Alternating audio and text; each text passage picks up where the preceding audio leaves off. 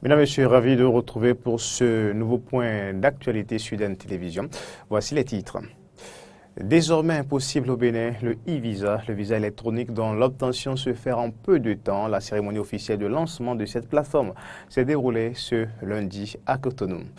La dernière sortie médiatique du chef de l'État sur les médias internationaux alimente encore les débats. Dans cette édition, vous suivrez l'avis de quelques citoyens béninois. Et puis, la Confédération africaine de football va contribuer à la préparation des 5 équipes africaines qualifiées pour le Mondial 2018 à hauteur de $500 000 chacune.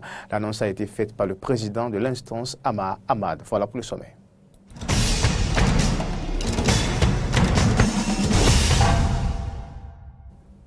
D'info, bienvenue à toutes et à tous. Pour faciliter l'entrée au Bénin et rendre la procédure de demande de visa moins contraignante, le gouvernement béninois a décidé de mettre en place le e-visa, un visa électronique dont l'obtention se fait en peu de temps. La cérémonie officielle de lancement de cette plateforme e-visa s'est déroulée ce lundi dans les locaux du ministère des Affaires étrangères et de la coopération. Reportage. Le gouvernement béninois l'a voulu et c'est désormais chose effective. Le e-visa annoncé a été officiellement lancé ce lundi 23 avril 2018 à la salle Fleuve Jaune du ministère des Affaires étrangères et de la coopération. Le ministre des Affaires étrangères et de la coopération, Aurélien Agbenonsi, était pour la circonstance assisté de ses collègues en charge de l'intérieur, Sakalafia, celle de l'économie numérique, Aurélie Adam Soulezoumarou et Ozad Omeki du tourisme et de la culture. Le e-visa est une autorisation électronique délivrée via Internet aux ressortissants étrangers désirant rentrer au Bénin. L'objectif principal de la réalisation de la plateforme de e-visa est de simplifier les démarches administratives pour l'ensemble des demandeurs de visa et de faire en sorte que l'on puisse réduire les pièces qui leur sont demandées et que l'on puisse réduire aussi les délais de traitement de ces demandes-là. C'est un système qui intégrera un système sécurisé de paiement en ligne aussi. Et je crois que la grande innovation, puisqu'il s'agit d'une innovation du système de e-visa pour notre pays, est l'automatisation de la délivrance du visa. La demande de visa est désormais déclarative. Les procédures d'entrée au Bénin simplifiées. Une innovation qui répond à l'ambition du président de la République Patrice Talon d'optimiser l'exploitation des avantages qu'offrent les progrès scientifiques et technologiques et de révéler le Bénin. Le projet de e-visa a été conduit par l'Agence des services et systèmes d'information ASSI pour le compte du ministère de l'Intérieur et de la Sécurité publique qui est l'ancrage principal. Une présentation de la procédure a été faite par le directeur général de l'ASSI, suivi du message de lancement officiel du ministre Sakalafia. La mise en place de cette plateforme électronique e-visa, après la suppression de visas au profit des Africains désirant se rendre au Bénin, répond aux soucis du gouvernement face au nombre sans cesse croissant de demandes de visa et de cartes de résident. Premièrement, d'améliorer la qualité des services publics offerts en dématérialisant et en facilitant les procédures des dites demandes, puis en améliorant également les méthodes de traitement en vue de disposer d'une archive numérique durable et sécurisée. 2. De faciliter l'entrée aux étrangers dans notre pays. Et 3, d'exploiter toutes les opportunités qu'offrent ces facilités en vue de hisser notre pays au rang de pays moderne. Le ministre Sakalafia est également revenu sur la sécurisation de la plateforme qui permet de bloquer l'entrée sur le territoire béninois des personnes de moralité douteuse. Les demandeurs de visa peuvent désormais obtenir leur e-visa de n'importe quel endroit du monde une fois connectés à Internet. Ils n'auront plus à passer par le processus de demande de visa traditionnel et peuvent payer par carte bancaire. Le coût du e-visa varie de 50 à 100 € en fonction de la durée du séjour et du nombre d'entrées sur le territoire béninois. Une innovation qui va rendre plus attractive la destination Bénin et accroître le nombre de touristes en direction du Bénin. Elle aura fait le tour du monde, la dernière sortie médiatique du chef de l'État Patrice Talon. Sur la chaîne de télévision TV5 Monde, le président béninois a réaffirmé ses convictions et sa ferme détermination à poursuivre les réformes enclenchées depuis son arrivée au pouvoir. Quels sont les avis des Béninois sur les propos tenus par Patrice Talon au cours de cet entretien médiatique? On va écouter quelques-uns. Je dirais d'abord que j'ai vu mon président dans une posture présidentielle, ce que j'ai aimé d'abord. Il a débattu sur certains points. C'est vrai, j'aurais personnellement souhaité que ce soit sur une chaîne nationale que ça soit discuté. pourquoi pas une émission en direct pour recueillir aussi des questions de la population, de ce que effectivement nous voulons poser comme question. Je pense qu'il a fait, j'ai assisté personnellement à beaucoup plus un bilan à peu près de ses activités, de ses actions au cours des 2 dernières années. C'est ce que j'ai beaucoup lu dans son intervention. On est déçu du fait de la qualité des journalistes qui ont organisé, je vais dire, ce débat. Les journalistes étaient, je vais dire, agités. Ils n'ont pas laissé le président s'exprimer sur les questions posées. Sinon, c'est un très bon débat s'ils ont pu laisser le président s'exprimer.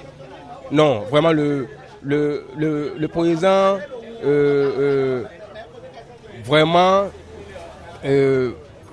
va développer beaucoup de questions ou beaucoup de réponses sur sa politique de gestion. Dans le fond, moi j'attendais plus notre chef d'État sur des questions des crises actuelles concernant comment l'appelle-t-on, de la scolarité. La crise qui mine aujourd'hui dans l'enseignement. Moi, je m'attendais à lui d'aborder cette question-là pour qu'on puisse savoir le sort de nos enfants qui sont en train de se balader dans les voies. Mais à ma grande surprise, il n'a même pas allé vers ce côté. Je suis déçu. Secondo, le COSLEPI, c'est des points qui attirent l'attention de la population aujourd'hui. COSLEPI qu'on a décrié ici. Aujourd'hui, on vient de mettre ça en place. Mais nous ne connaissons pas encore le sort de ce qui nous réserve. C'est les questions qu'ils devaient aborder. Et en plus, pour les journalistes, c'est que vous m'excusez beaucoup, je ne sais pas comment qualifier ces journalistes. Je ne sais pas s'il faut dire qu'ils sont incompétents ou bien ils n'ont pas le dossier en main. Les questions qu'on devait poser à notre chef d'État, c'est qu'ils ont passé à côté. Ils ne sont pas du tout, je ne sais pas. Qui m'excuse beaucoup, je ne sais pas s'il faut dire qu'ils sont incompétents ou quoi. Ou bien je me demande, ou bien c'est le chef de l'État qui les a orientés sur ces questions, qui leur a dit je veux que vous me posiez ces questions et laissez celles-ci. Je ne comprends pas. Si c'est comme ça, c'est malheureux pour notre démocratie. J'ai constaté que le président, depuis sa prise de fonction, n'a pas varié dans sa déclaration. Parce que toutes les questions qui lui ont été posées, je crois que c'est des questions qui lui ont été posées avant et il n'a pas changé. J'ai remarqué que c'est quelqu'un qui sait ce qu'il veut faire. Il sait là où il veut aller et il se donne les moyens pour les atteindre. Voilà, c'est ce que je peux dire. J'ai été très fier, très enthousiaste par rapport aux clarifications qu'il avait eu à apporter vis-à-vis de ce peuple. Et vous savez, aucun gouvernement n'est parfait. Donc même s'il y a des vices polémiques autour de sa gouvernance, je pense que les jours J, le peuple béninois n'y manquerait pas des actes dont pose aujourd'hui le chef de l'État. C'est déjà la saison pluvieuse 2018, un cauchemar pour certains habitants des quartiers de Cotonou. Une équipe de la rédaction de Eden Télévision s'est rendue à Aglarazunto pour recueillir les appréhensions des citoyens du dit quartier. Suivons-les à travers ce reportage que nous proposent Arnaud Mouri Agua et Denis Marouya. À peine la saison pluvieuse 2018 démarrée et les habitants de certains quartiers de la ville de Cotonou se plaignent. À Aglarazunto, à quelques encablures de la voie principale pavée, les flaques d'eau sont remarquables les unes que les autres. Les riveraines expriment ici leur désarroi.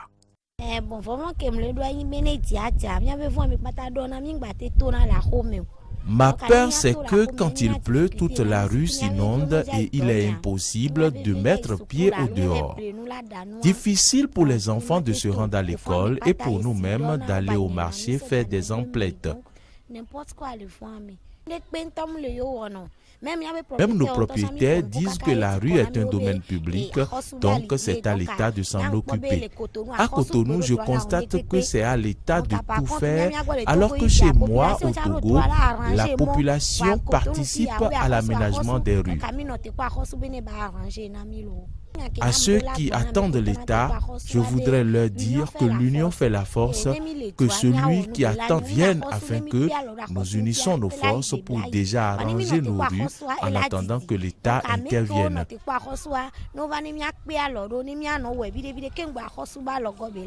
Par exemple, dans notre rue, les gens prennent leur douche en pleine rue avec leur puisard au beau milieu de la voie.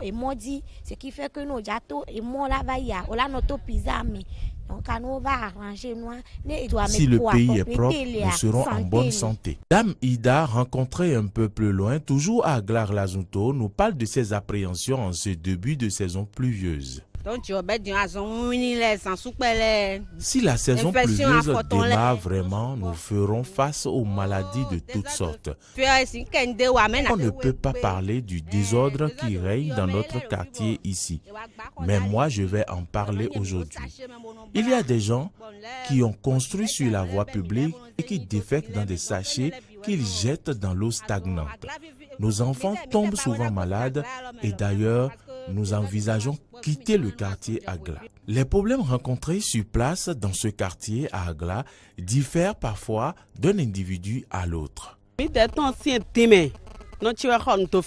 Ce qui nous arrive est très grave.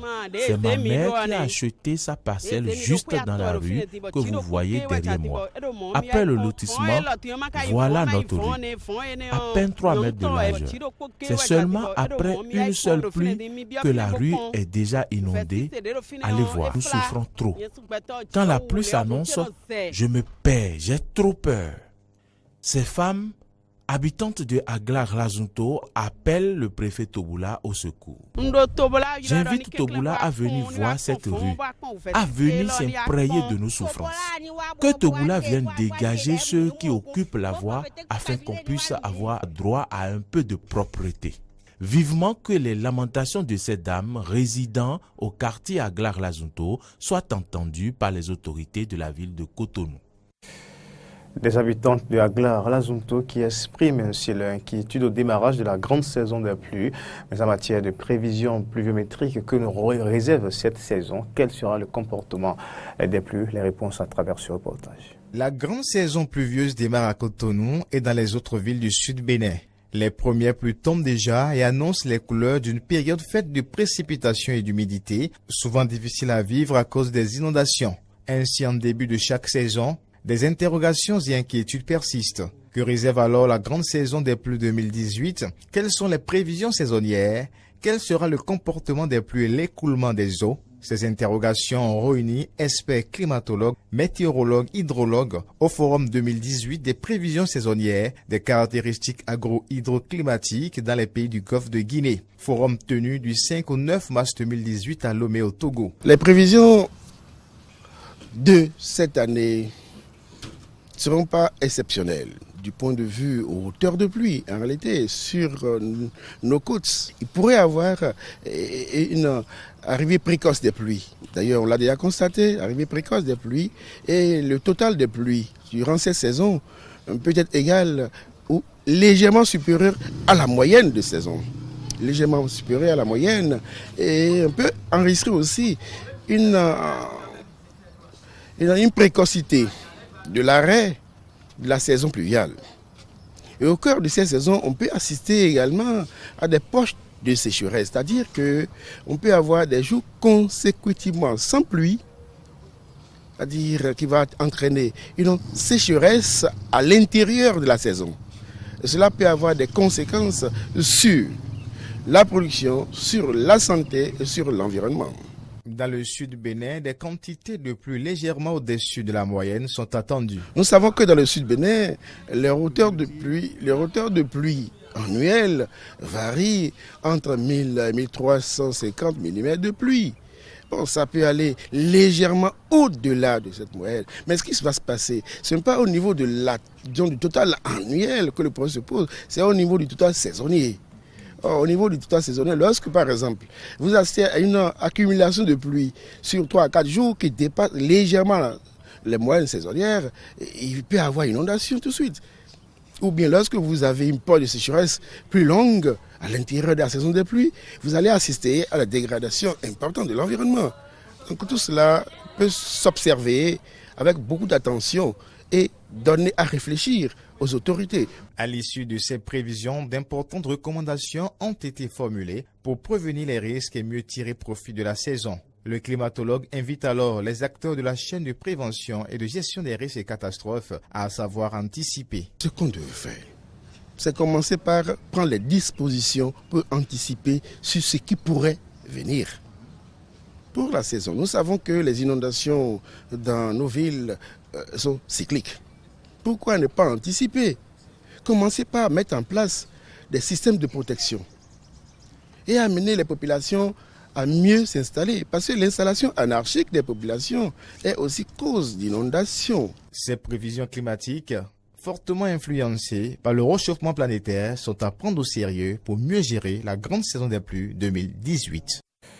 Et puis avant de retrouver l'actualité hors du Bénin, l'association Famille Patriote AFPI Bénin a organisé ce samedi la 3e édition de sa journée annuelle de consultation médicale gratuite.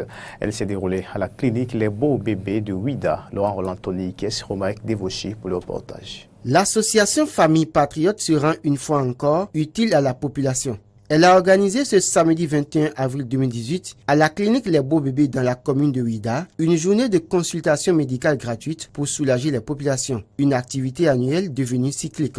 On a choisi pour la 3e édition quand même de venir à Ouida parce que nous avions, chaque année nous essayons d'aller dans l'une des 17 communes du Bénin. L'année antérieure c'était Pobet, cette année on a choisi Ouida. D'abord, c'est pouvoir soulager la population par rapport à un certain nombre de maux. Pouvoir dépister dans une certaine mesure certains cancers. Pouvoir dépister certaines maladies chez certains enfants, certaines femmes et les aider à vite prendre ça en charge. C'est d'abord ça l'un des objectifs principaux que nous visons. Bon, voilà, nous estimons quand même recevoir au minimum 100 patients. Le résultat visé a été largement atteint car environ 200 patients se sont présentés pour se faire consulter. Ces patients ont eu droit à une séance de sensibilisation avant la phase proprement dite de consultation. Médecins généralistes, gynécologues, pédiatres et même la nutritionniste, chacun dans sa spécialité, était bien occupé, en témoignent les files d'attente. Et pour couronner tout ceci, des médicaments étaient distribués gratuitement aux patients selon leurs besoins. Tout ceci grâce à des partenaires qui ont bien voulu accompagner l'association Famille Patriote. Les partenaires qui nous accompagnent, le partenaire de tout le temps, c'est la pharmacie Marina. Et cette année, nous avons été accompagnés aussi par la pharmacie Ekpe, la pharmacie Les 4 Thérapies, Picabo, Cotonou, Pisa et Ya. Dr Christian Anotorhenou, président de l'association Famille Patriote, revient tout de même sur le but visé à travers l'organisation de cette opération. En matière de santé, c'est 3 volets. Il y a le volet préventif, il y a le volet curatif et il y a le volet de réadaptation. Le volet préventif, c'est d'agir au sein de la population pour prévenir la maladie, donc préserver la bonne santé. Et c'est ce que nous sommes en train de faire aujourd'hui en venant vers la population, en les appelant pour qu'ils viennent à nous et en dépistant la présence de certaines pathologies qui, lorsqu'elles sont dépistées très tôt, on peut arriver à mieux les prendre en charge. Et également, permettre à la population de conserver la bonne santé quand elles viennent en consultation systématique. Si nous ne voyons pas de maladie, on leur donne des conseils pour pouvoir préserver leur santé. Pour ce qui est des soins curatifs, cette séance aura permis de diagnostiquer les pathologies que les patients ont et ensuite les aider en leur apportant les soins qu'il faut. Une initiative appréciée à juste titre par les bénéficiaires. Moi personnellement, ça m'a beaucoup aidé parce que j'attendais cela. Depuis plus de 3 semaines que je vais faire l'échographie. Mais bizarrement, hier, j'avais appris à la radio qu'il aura ça à 3 000 francs ici au BBB. Raison pour laquelle, depuis 7 heures, j'étais ici, ils m'ont bien accueilli. On souhaite que cette initiative se répète chaque année et ceux qui n'ont pas les moyens puissent se consulter. Au terme de l'opération, plusieurs maux ont été diagnostiqués. Des familles conseillées par la nutritionniste et des médicaments offerts. Précisons que l'association Famille Patriote est un groupe de jeunes de différents domaines d'activité créé sur le réseau social WhatsApp en 2015 et qui s'investit beaucoup dans le social. Elle a été enregistrée à la préfecture du Littoral le 3 août 2016. Ouvrons à présent l'actualité africaine par la résurrection de la boxe au Nigeria, des quartiers populaires à l'élite nigériane. La boxe connaît un succès grandissant à Lagos, longtemps négligé dans un pays où le football est omniprésent. Les combats de boxe attirent aujourd'hui des milliers de sportifs. Reportage. Cynthia ne connaissait rien de la boxe avant de tomber sur un match à la télévision il y a 2 ans. Depuis, le sport a changé sa vie. À Bariga, un quartier populaire de Lagos, l'adolescente s'entraîne tous les week-ends avec des dizaines d'autres jeunes. Elle est rapidement devenue la meilleure de son club. À 17 ans, elle rêve de devenir boxeuse professionnelle pour faire vivre sa famille. Je veux être la meilleure et devenir une championne. Je veux être riche et je sais que Dieu va m'aider. Depuis 13 ans, Always entraîne bénévolement les jeunes dans la cour de l'école primaire du quartier. Et même s'il n'a pas de ring pour accueillir ses boxeurs, ils sont chaque semaine plus nombreux à enfiler les gants pour s'affronter dans la poussière. En l'absence de soutien du gouvernement, le coach se débrouille avec ses petits moyens pour faire vivre sa passion.